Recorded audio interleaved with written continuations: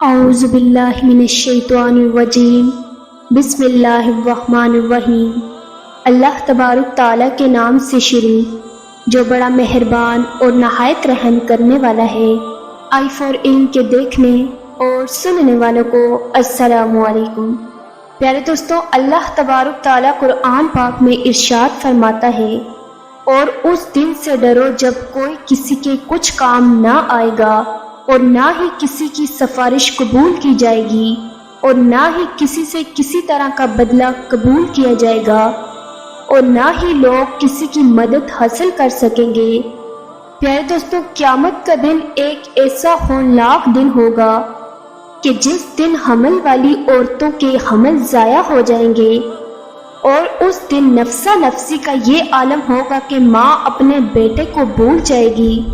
اور اولاد اپنے ماں باپ کو بھول جائے گی، اور اس دن کوئی کسی کے کچھ کام نہ آئے گا۔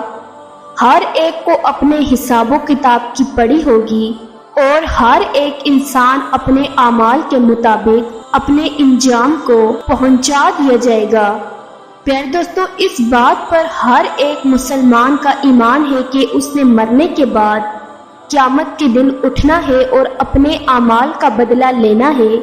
لیکن آج کی اس ویڈیو میں ہم آپ کو بتائیں گے کہ مرنے کے بعد بچوں کا حساب و کتاب کیسے ہوگا، اور کیا بچوں سے قبر کے اندر سوال و جواب کیے جائیں گے یا نہیں، اور کیا مرنے کے بعد بچوں کو بھی ان کی قبروں میں عذاب ہوگا یا نہیں،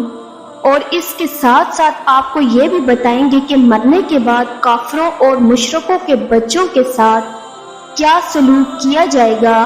اور کیا کافروں اور مشرکوں کے بچے مرنے کے بعد جنت میں جائیں گے یا نہیں،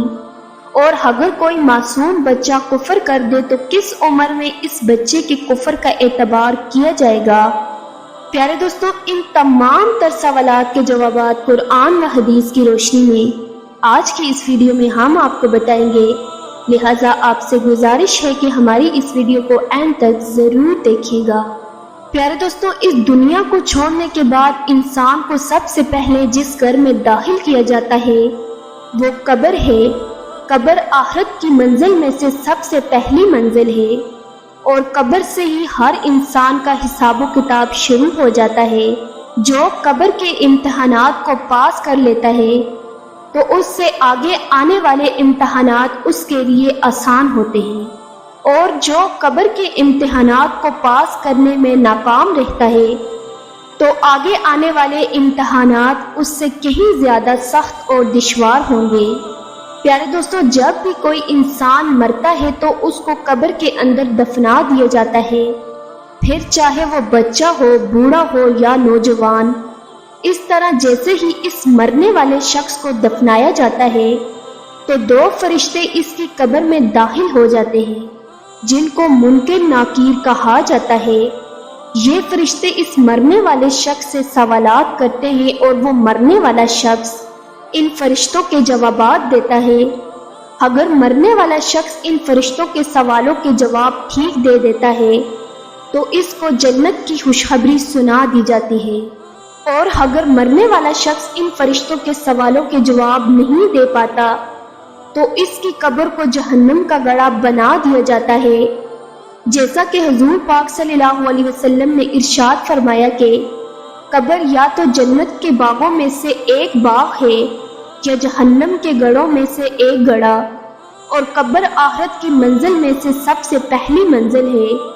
جس نے اس کو آسانی سے پار کر لیا تو آگے کا معاملہ اس سے آسان ہے، اور جو اس منزل کو پار نہ کر سکا تو آگے کا معاملہ اس سے کہیں زیادہ دشوار ہے۔ پیارے دوستوں، اب بات کرتے ہیں کہ اگر کوئی نابالغ بچہ بالغ ہونے سے پہلے مر جائے تو کیا اس سے بھی قبر میں حساب و کتاب لیا جاتا ہے، اور اس سے بھی سوال و جواب کیے جاتے ہیں؟ تو اس کے متعلق مختلف روایات ملتی ہیں۔ بعض روایات کے مطابق چھوٹے بچوں سے قبر کے اندر سوال و جواب کیے جائیں گے، کیونکہ اللہ تبارک تعالیٰ قبر کے اندر ان مرنے والے بچوں کی عقلوں کو مکمل کر دے گا، اور پھر یہ مرنے والے بچے اپنی کامل عقل کے مطابق فرشتوں کے ان سوالوں کے جوابات دیں گے۔ اور دوسری روایات کے مطابق بچوں سے قبر میں کوئی حساب و کتاب نہیں لیا جائے گا، کیونکہ بچے معصوم ہوتے ہیں اور وہ غیر مکلف ہوتے ہیں، لہٰذا اسی وجہ سے بچوں سے قبر میں کوئی سوال و جواب نہیں کیا جائے گا۔ پیارے دوستوں، اب بات کرتے ہیں کہ ان بچوں کی جو کافروں کے گھر میں پیدا ہوئے یا مشرکوں کے گھر میں پیدا ہوئے اور بالغ ہونے سے پہلے مر گئے، تو کیا ایسے بچے مشرک اور کافر کہلائیں گے، اور قبر کے اندر ان کے ساتھ کیا سلوک کیا جائے گا؟ تو اس کے متعلق حضرت عبداللہ ابن عباس رضی اللہ تعالیٰ عنہ سے روایت ہے کہ جب رسول اللہ صلی اللہ علیہ وسلم سے مشرکین اور کافروں کے بچوں کے بارے میں سوال کیا گیا تو آپ صلی اللہ علیہ وسلم نے ارشاد فرمایا کہ اللہ تبارک تعالیٰ نے جب ان بچوں کو پیدا کیا تو اللہ تبارک تعالیٰ خوب جانتا تھا کہ ان بچوں نے بڑے ہو کر کیا کرنا ہے۔ اسی طرح ایک حدیث میں آتا ہے کہ آپ صلی اللہ علیہ وسلم نے ایک خواب دیکھا کہ آپ صلی اللہ علیہ وسلم ایک باغ میں ہیں اور ایک لمبے قد کا آدمی اس باغ میں چل رہا ہے اور اس کے پاس بہت سارے بچے کھیل رہے ہیں، اور اس آدمی کا قد اتنا لمبا ہے کہ حضور پاک صلی اللہ علیہ وسلم اس آدمی کو دیکھنے کے لیے اپنی گردن کو اوپر بلند کرتے ہیں، گویا کہ وہ شخص آسمانوں سے باتیں کر رہا ہو۔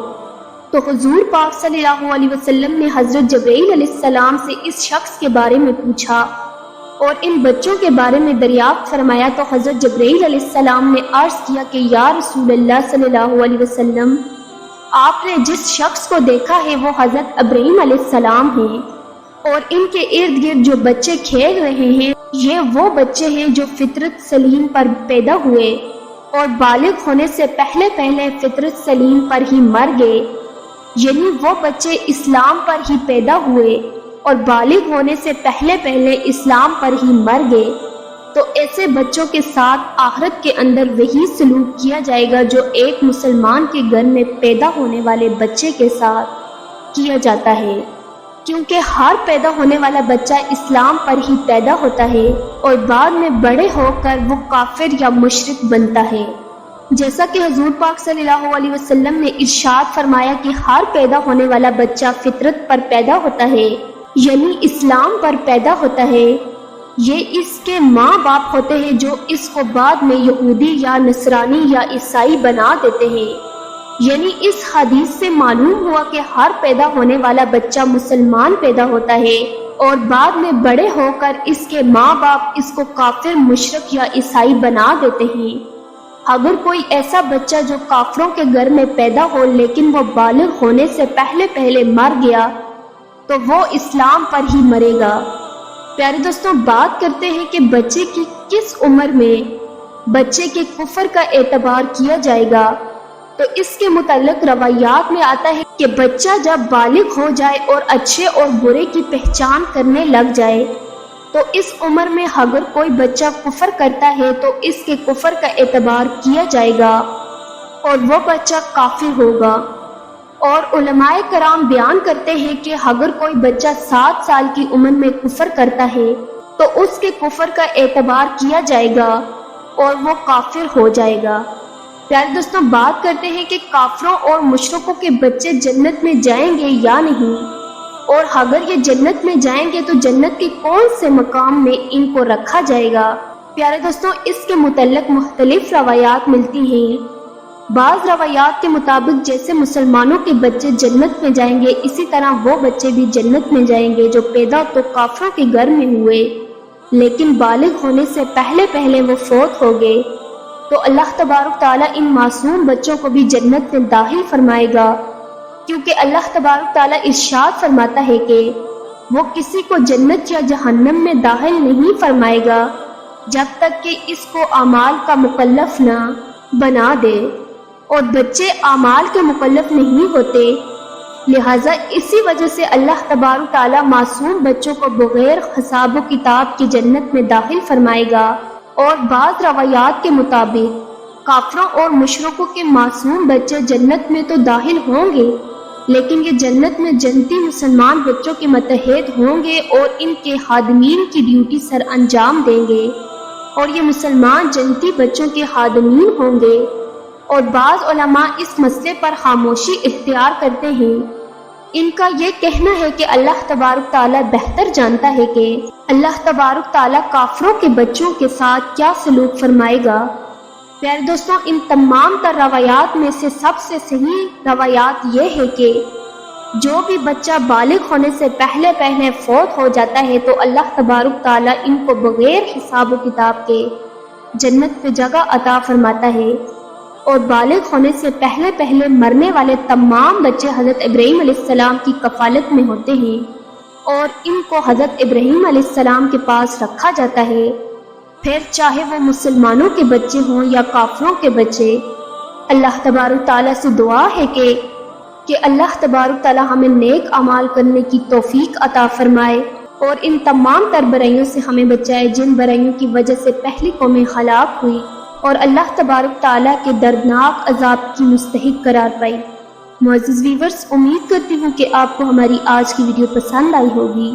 اگر آپ کو ہماری آج کی ویڈیو پسند آئے تو ہماری YouTube چینل کو سبسکرائب کریں اور بیل آئیکن کو پریس کرنا نہ بھولیے گا تاکہ ہماری ہر نئی آنے والی ویڈیو آپ تک بآسانی پہنچ سکے۔ شکریہ۔